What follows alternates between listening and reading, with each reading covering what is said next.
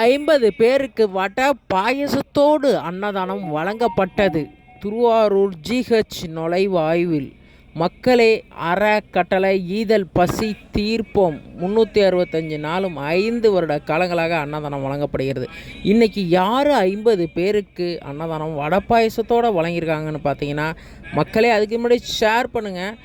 பார்த்திங்கன்னா, திருவாரூர் பெரிய கோவில் நுழைவாயுவில் 50 பேருக்கு தினந்தோறும் அன்னதானம் வழங்கப்படுகிறது. அதேமாரி திருவாரூர் ஜிஹெச்சில் 50 பேர் 100 பேர் நீங்கள் அன்னதானம் கூட வழங்கலாம். அது உங்களோட சாய்ஸ்.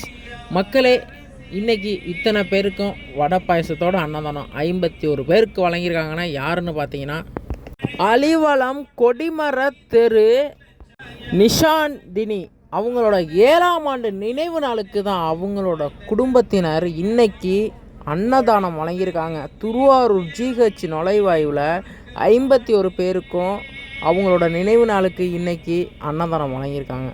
இத்தனை பேர் பசியை போக்கினா அவங்க குடும்பம், அவங்க தலைமுறை எல்லோருமே நல்லா இருக்கணும்னு மனதார வாழ்த்துவோம். மக்களே, இத்தனை பேர் பசியை போக்குறதெல்லாம் சாதாரண விஷயம் கிடையாது. இன்றைக்கி அக்காவோட நினைவு நாளுக்கு இத்தனை பேர் பசியை போக்கின அவங்க நல்லா இருக்கணும்னு எல்லோருமே வாழ்த்திட்டு சாப்பாடு வாங்கிட்டு போனாங்க. மக்களே, அவங்களோட ஒரு வார்த்தைகளும் அவங்க குடும்பத்தையும் அவங்க வீட்டு பிள்ளைங்களையும் அவங்க தலைமுறையும் வாழ வைக்கும்.